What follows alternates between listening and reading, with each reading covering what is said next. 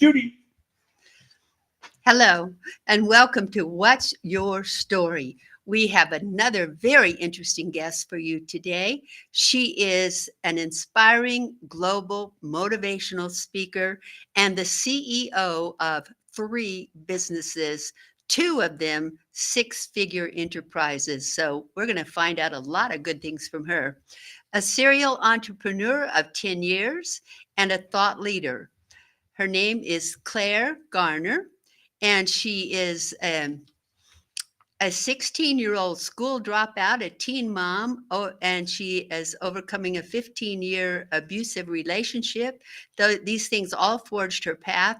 And through Clare's speaking programs, masterminds, and events, visionary entrepreneurs feel ready to embrace collaboration, confident to stand on their story, and empowered to elevate their voice, brand, and presence. So they are seen as the go-to thought leaders they know they are here to be. And Clare can make that happen for us. So let's welcome Clare. Clare, so nice to have you here today. Hi, Judy. Thank you for having me. Thank you. Now, I want to know, you have 3 businesses. How do you manage all that? And what kind of Wonder Woman. No, in all seriousness, there's a lot of teamwork, right? Teamwork makes the dream work. So the art of delegation, and ultimately for me, I allow myself to follow where my energy is on any given day, and depending on what I'm feeling like, which businesses I dip in and out of. And I know that whether I'm there or not, they're going to be taken care of. So yeah, that's well, you're a mom too. So you have other responsibilities as far as, yeah. So what kind of businesses are they? So I have, it's funny because very different. So I have a corporate business, which is in the energy world, gas and electric, right?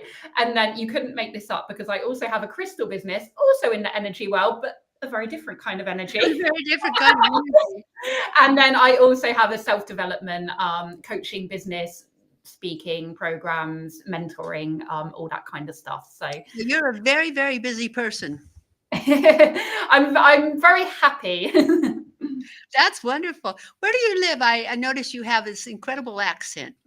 I am in London in the UK. Oh, you're in London. Oh, you have a beautiful accent. It's wonderful. See, we Americans, we always think that a London accent is more classy than our accent. So we always want to have you on our show so it impresses everybody.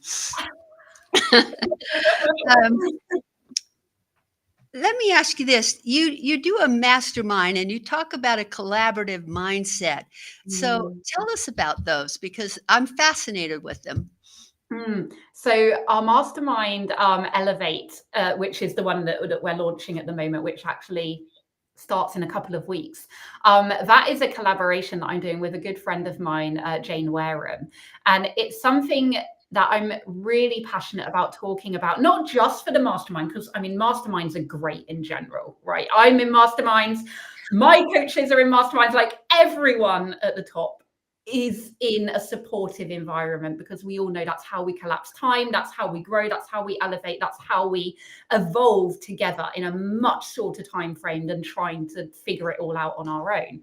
But what I love so much is really the backstory as to how this came about. And I think a lot of us can really resonate with feeling like everyone around us in our industries, in our worlds, doing the same thing as what we do is competition, right? And we can get so pitched against each other, especially women. You know, it's always that kind of competitive mindset and that lack mindset of there's not enough to go around.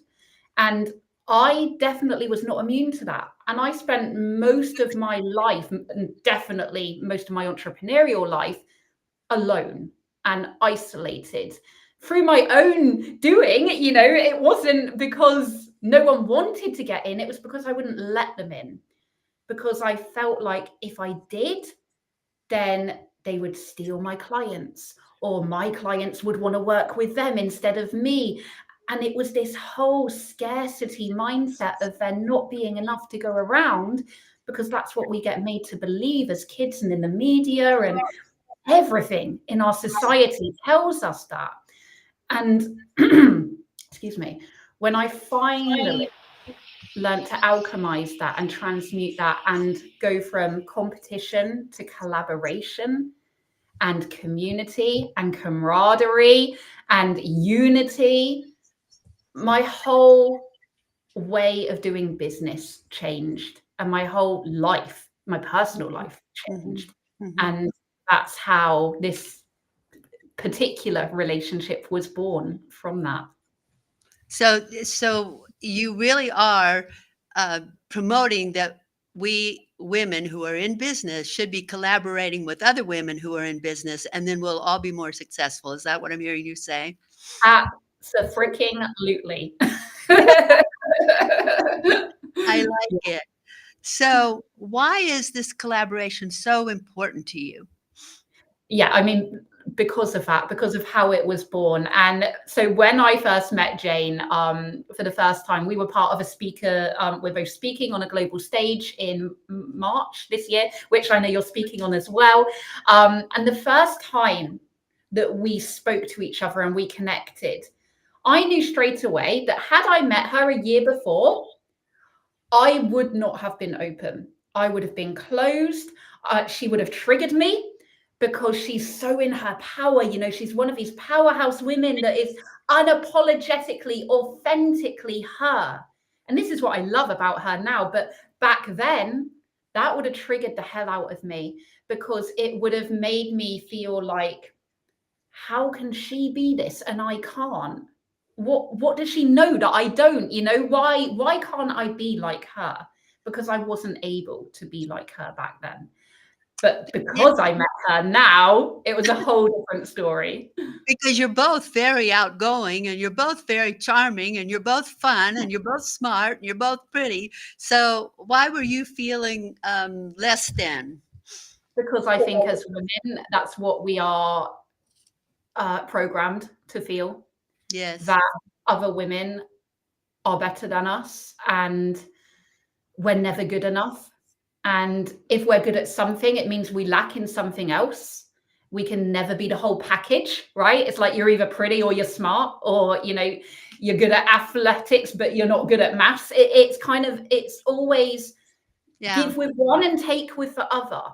Right. And we can't always see what we see in others is a reflection of what we see in ourselves, right? And for so long, I couldn't comprehend that everything that I saw was just reflecting back to me what I saw in myself. And ultimately, that's what I had to learn. That was the lesson that the universe was showing me. How did you learn it? How did you change your mindset? So I was knee deep in high level coaching at the time.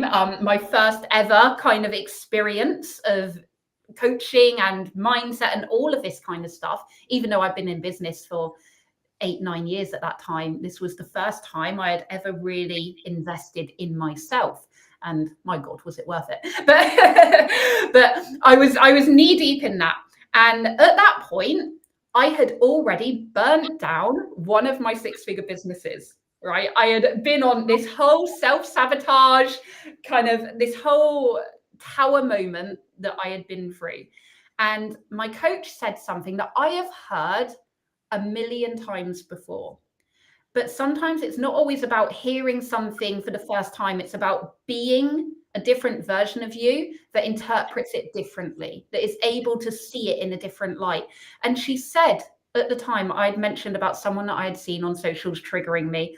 And she said, but Claire, the universe is showing you what is possible for you. And that sentence, I've heard it before. But for whatever reason, in that moment, I was able to process it differently. And I was able to let it really sink in and land and understand what it actually meant. And that was the turning point for me. The universe is showing you what's possible for you. It does do that, doesn't it? Yes, it does. And I think this is what we have backwards, right? We see it as competition because that's how we're programmed as humans, as as civilized beings, this is what we're made to believe. But actually, it's not meant as competition. It's meant as inspiration. We're seeing it because it's important to us, because it's something that we desire. Otherwise, we would feel impartial. We would be like, meh. But because it activates something, that means it means something. Mhm. Any kind of emotion means something. Otherwise, it would just be irrelevant. It wouldn't even click on our radar. I think older women, and I don't mean to be putting down older women. I'm just meaning that older women who were older when they were younger, like you, I think they went through that period of time where every woman was in competition with every other woman. It Yeah. was like in the 50s and 60s and 70s and 80s, women really competed constantly. And Yeah. well, men compete too, but the difference is a man will go out and compete in a game. Then when the game's over, they'll go and drink together. Yes. But women would compete and then they'd take their doll and go home. And then they wouldn't Yes. get along, you know. So, Yeah. but I see today women in your generation are really more into collaboration. They're more into doing things with each other and becoming more successful. And I think that's better for your self-esteem to have someone that you can kind of hold their hand through the event. Do you feel that way, that Oh my, it helps you with your self-worth and your self-esteem to have a partner or a couple of partners that you can work with? absolutely. And so I myself am in a mastermind because, like I say, that's how you get to the top. You surround yourself with other people at the top. You don't surround yourself with other people struggling and other people stuck in that lack mindset. You surround yourself with the ones that are growing together, that are evolving together, that are elevating together. And when you're in those communities, oh my goodness, the kind of conversations are so different. The Mhm. kind of support, the kind of hyping each other up, bringing each other up. I mean, just today, today was the official launch of our Elevate Mastermind. So doors officially open today, and Jane is part of this mastermind that we're in, as well as obviously the one that we're creating.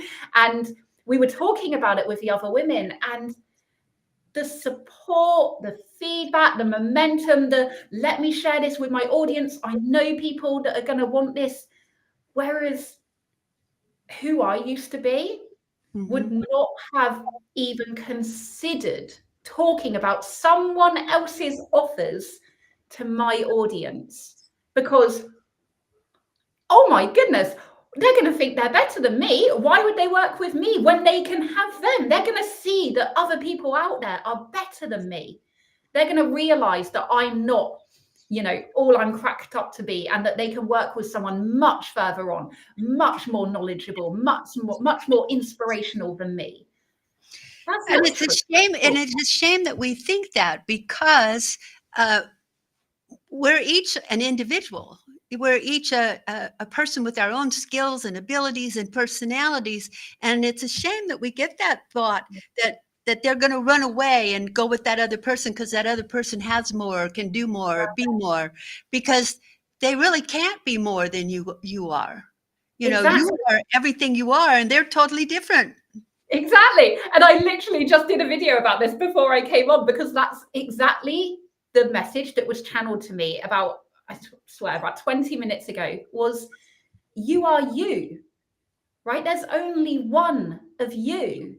And no matter what you do, only you can do it in the way that you can do it. Only you Exactly. have your story. Only you have your journey, your experience, your thoughts, your way of being, your mannerisms, your uniqueness. It's only you. And that means that your audience are meant for you. And the ones that don't resonate with that aren't meant for you. And that's okay because there's enough to go around. Yes.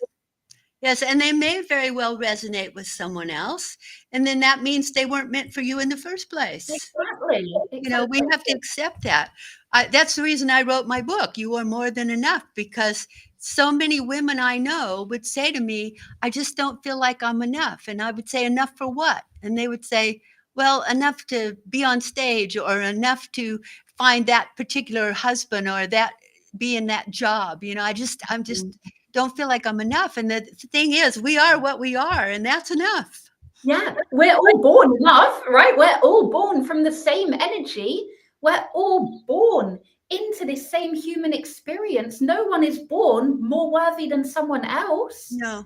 That's just a process of pedestaling that we get into, where we pedestal people who we think are further on than us, or people who we think are making more money than us, or people living a life that we want that we haven't got, and we pedestal it like somehow it makes them more worthy than we are. And it's not at all. And so how are we going to change that? How are we going to get other women to believe they are enough? What kind of tips can we give to our listeners to say, okay, get out there and just go for it, just do it? Yeah, I think first and foremost, you have to realize what you're doing. So you have to become aware that when you are feeling jealous or envious or unworthy or not good enough, all of these emotions, you have to realize that what you're actually doing is you're pedestaling other people or other objects or money or whatever it is, and you're placing it higher than you. And that is always going to keep you lower than where you can get to, right? It's always going to keep you lower from filling your full potential. So the first step is awareness, realizing that you're doing it. And the second step is asking why. Why am I doing this? What do I need to learn from this? Because the fact is, the universe will keep giving you the same lessons over and over again. And I spent 36 years living this until I got the lesson. Until you realize what the lesson is, because you can't move forwards into your next timeline, into your next level of growth, until you learn the lesson of where you are now. So you need to ask, what is the lesson that I need to learn here? And the chances are that lesson is that the universe is showing you what is possible. It's showing you as inspiration. So stop treating it as competition. Stop treating it as something that is keeping you down, that is keeping you stuck, that is keeping you from where you want to be, and see it as the fuel that it is meant to be. Use it as momentum, as drive to show you what is possible for you, because that is what the universe is doing. It's saying, look, these women are doing this. You can do this too, because I know you want it. That's why you're seeing it. And then get yourself around a community that are going to support you, that are going to help you grow, that are going to help you reach your next level. Because as sad as it is, the majority of the people in your life now are probably not going to be doing that, because the majority of the population are stuck in that lack mindset, because that's just how we are programmed. However you want to interpret that, that's just what happens. So you need to get around other women who are on that wavelength, who are on that frequency, who are living the life that you desire, so that you can learn from them, so that you can collapse the timeline from them, and you can see what is possible from them, because they've already done it and they are there with open arms. Because when you're at the top, there is no room for competition. It's all about collaboration. It's all about how can we impact the world even more? How can we spread this message even further? How can we raise up even more people? I tell you how, by joining forces, by uniting, by unifying together, because that ripple then becomes a tidal wave. And that's how we create more impact. And ultimately, that's what we're here for. We're here for a purpose. We're here for a reason. We're here to help humanity. And how do we make that even bigger than we are? By having more people doing the same thing, by having more people spreading that message together. Exactly. How do you keep your energy up like you do? Do you do affirmations or journaling, or do you jump up and down on a trampoline? All of that. I do all of that. I love a trampoline jump. But I mean, naturally, this is how I am. I'm a generator, so anyone into human design, I do have a lot of energy. But also, I only do what lights me up. I don't do anything that drains my energy, and that counts in all of my businesses. If things aren't in my area of genius or they don't light me up that day, I delegate. I let other people in their zones of genius do those things that aren't for me, because that will suck the energy out of you quicker than, anything. So I only do what I feel called to do. I follow my body. Like today, I was actually super tired because my little girl has not been sleeping well. So I went and had a massage this morning. I had a kind of relaxed afternoon. I did a little bit of content, and that was pretty much it. So I had energy for this evening, because if I show up, I want to show up 100%. Otherwise, there's no point. So I listen to my body, I follow my intuition, I allow myself to say no if something doesn't feel aligned, or I'm not being called to do it, or I don't want to do it, whatever the reason is. I don't even need to justify it, right? We don't have to justify if something is a no to us. It's just a no. And I just honor my body a lot, and I listen to it, and I allow myself that grace to do what it needs to do. But yes, I do affirmations, and I do also jump on a trampoline when it calls. Well, I know that your friend Jane does vision boarding and journaling. So are you into that as well? Oh, of course, yes. Yes, yeah. So yeah, I mean, I have a vision board, journaling. So I used to do journaling every night religiously, especially when I was going through, I would call it my cocoon stage. So when I first entered the kind of coaching industry, and I was having all of my mindset shifts, and I was really focused on who I was becoming in that time, because I'd never experienced that kind of change or transformation before. So for about a year, I was really deep in it, daily affirmations everywhere, mantras, hypnosis, you name it. I was probably doing it. I mean, crystals, obviously I have crystal business as well. So all of that was very much in my orbit. These days, I'm not so strict on it. So I don't kind of make myself do it every day. Affirmations are part of my daily life anyway, because that's how my subconscious now works. So they just happen whether I choose them to or not.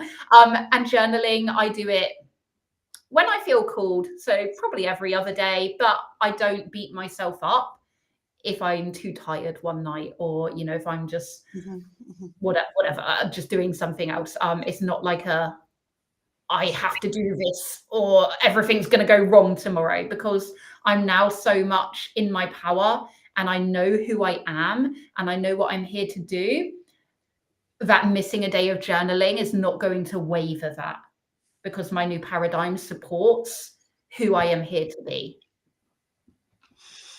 Now, when you talk about your mastermind, I think in this day and age, a lot of people see masterminds in a lot of different ways.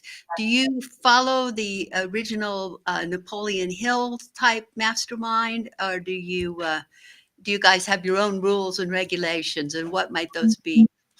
Yeah, so yeah, I completely agree. Masterminds can be so many different things these days, and I know the one that myself and Jane are part of is different to what we are creating, and there's no right or wrong. I think it's just finding what works for you. But for ours, for Elevate in particular, this is a 12-week mini mastermind, so it's just 12 weeks. We are using my unique visionary framework methodology as our baseline, and we are elevating that with Jane's amazing mindset coaching skills and kind of all of her attributes that she brings to the table. We are ramping that up to a whole new level.